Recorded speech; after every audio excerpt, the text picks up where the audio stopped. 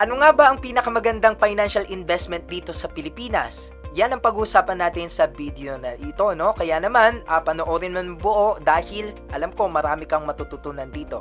Okay po? So, pero bago tayo magsimula, kung bago ko pa lamang pala dito sa aking YouTube channel or TikTok or Facebook, kung saan mo man ito pinapanood, ako nga pala si Christian G. Azucena, isa tayong incoming third year finance student.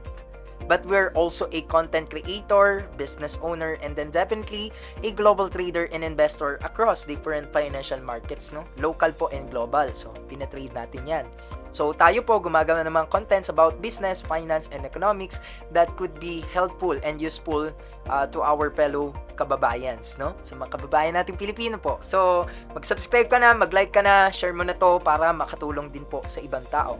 Okay, so ngayon, without further ado, pag-usapan na natin, no? Hindi ito clickbait. Sasabihin ko talaga kung ano yung insights ko, opinion about sa pinakamagandang investment dito sa Pilipinas sa ngayon, no, 2024. So, ang isa po sa pinakamagandang investments, no, ay yung tinatawag po natin na Real Estate Investment Trust. Okay? Or REIT.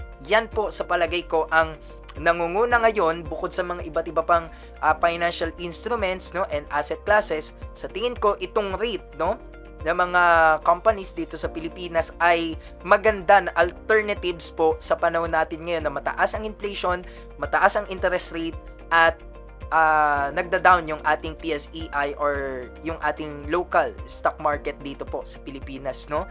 Kaya naman sa tingin ko, no, isa lang naman ito. Kumbaga hindi naman ito yung super ganda.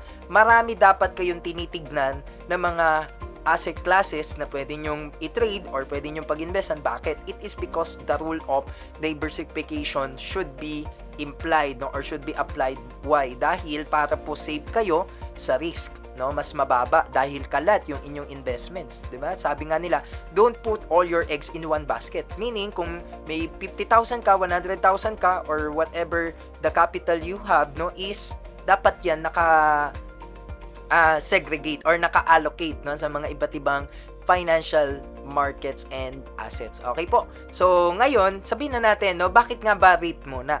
At least nakapagpaalala na tayo. So, bakit REIT, no? Ay dahil nabibit niya po, no? Or in other terms, mas natataasan niya pa yung general market return ng local index natin, which hence the PSEI or the Philippine Stock Exchange Index. Ang 10-year general market return niyan ay 2.45%, no, average. So, ibig sabihin po, 'di ba, kada taon bumababa or tumataas average, no, yung ating stock market, yung ating index, no? Pag sinabi nating index, ayan yung sinusundan ng mga somehow individual stocks, no, generally. So, ibig sabihin po nito na in 10 years po, kung nag-invest ka way back 2013, no, to 2023, hindi natin sinama yung 2024 sa PSEI, kumita ka lang, no, ng more or less 2.45%, or yun na nga, between 2 to 3%. So, ibig sabihin po nito, napakaliit. Naghintay ka na ng 10 years, hindi pa kumita ng masyado yung pera mo, natalo ka pa ng inflation. Napakasakit pa, di ba? So, ngayon, ibig sabihin po nito, kasi yung market po natin, syempre complex, no, and nagbabago-bago po yan. Katulad ng pandemic, 'di ba? From 2000, nasabi ko na to sa mga videos ko, no? From 2013 to 2019, okay ang returns, no, ng ating index, no, Philippine Stock Exchange Index. Pero pagdating ng 2020, it almost, no, kinain niya yung mga returns on that particular year that mentioned, no, earlier. So, ibig sabihin po nito, from 2020 to 2021 to 2024 up until now, nagsisimula pa lang bumangon, 'di ba, yung ating index. Thus, hindi pa siya ganun ka-efficient, no, and effective yung pagtaas niya. Kaya naman yung mga traders and also investors, no, are looking for, you know, individual alternative investments, hence the REIT, no. So, ang REIT po, ito po yung mga real estate companies sa Philippines, no, na kung saan sila ay nag-o-offer na rin in form of what, no, equities, o kaya naman po yung pagiging stockholder or shareholder po natin sa mga companies na ito, no, such as po babanggitin ko lang, for example, no, hindi naman ito advice, no, kumbaga general lang po. So, katulad po ng A-REIT or Ayala REIT, no, ng mga Double Dragon REIT, ng mga Mega World REIT, ayan po yung mga iilan, no, sa mga REITs po natin dito sa Pilipinas na, kumbaga, imbis na ikaw yung magtayo ng sarili mong apartment, mga leases, mga ganyan, mga buildings, kumbaga, nagiging stockholder or shareholder ka na lang ng company para sila na yung kumita para sa iyo, no? Kumbaga, magi-invest ka lang and then titignan mo yung performance ng company REIT na yon, and then no, dun po makikita yung resulta. Ngayon, ang kinagandaan din po sa REIT is may tinatawag po sila mga dividend yields, no?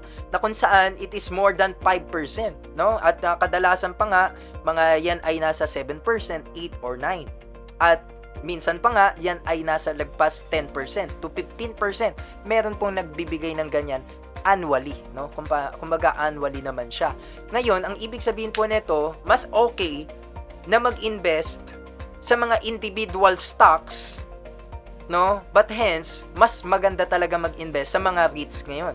Dahil meron pang headlines, no, na ang mga government bonds, kumbaga mga treasuries, no, yan ay bullish, no, sa mga REITs ngayon at sila ay nag-i-invest, no? If I'm not mistaken, sa nakita kong headlines and insights, no, ang SSS ay nag-invest, no, at nagpasok ng pera sa mga REIT companies ng more over 6 billion pesos. Ibig sabihin po nito, syempre more demand, no, more money inflow or capital inflow, mas tataas po yung mga presyo niya because of the demand, no, for shares, no. So mas tataas ang presyo.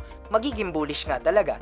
'Di ba? So ibig sabihin lang po nito, mas okay titignan mo yung risk at 'di ba, yung risk at return, 'di ba? Magkano ba ang pwedeng ibigay sa akin pag nag-invest ako sa PSEI? That's number 1, no? About 3% nga, no, per year din. So, okay yan naman. Number 2, sa individual stocks, no? Generally nga, kapag 1 ang beta or more than that, mas sumusunod sa market. Pag nag-down yung PSEI, down din karamihan, no, ng mga individual stocks, while yung mga beta naman po less than 1 or negative, no, sa stock market po ito. Ibig sabihin po nun, pag bumaba ang PSEI or ang ating index or the benchmark, hindi siya susunod, 'di ba? So mas pwede pang tumaas or mag-reversal. So meaning dalawa lang 'yon, 'di ba, sa stock market. Ngayon may pangatlong option pa nga po tayo, which is the REIT, 'di ba? So sagutin natin yung tanong, mas nabibit ba or mas natataasan ba ng mga REIT companies yung mga returns netong mga to? Well, masasabi natin yes. Dahil sa bukod sa capital appreciation na pag tumaas yung kanilang mga stock price or REIT price, no? Plus, meron ka pang dividend yields na more than 7% generally.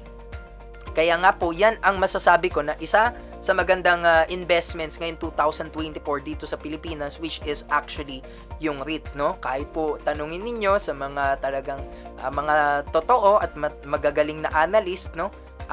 Pati rin po bonds, maganda ngayon, no? But generally, kung gusto mong mas higher returns, but you know, malaki din naman yung risk, pero hindi ganun kalaki sa PSEI, no?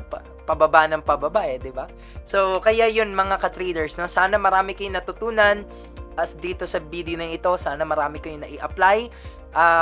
Para nang sa gayon, syempre pare-pareho po tayong umanlad, no? So, yun lamang po mga ka-traders. Kung meron kayong mga natutunan, syempre, plug nyo yan sa ating comment section. Kung meron naman kayong mga katanungan, plug nyo rin po. At syempre, kung meron pa kayong mga suggestions na ating gustong mga i-contents, no, ay i-comment nyo rin po dyan, no? So, like, share, and subscribe. Hit the notification bell also para pag nag-upload pa tayo ng mga next contents natin, marami pa po kayong mga mapapanood at updated din kayo. So, yun lamang po. The Estudyante Trader here. See you on my next vlog and bye-bye.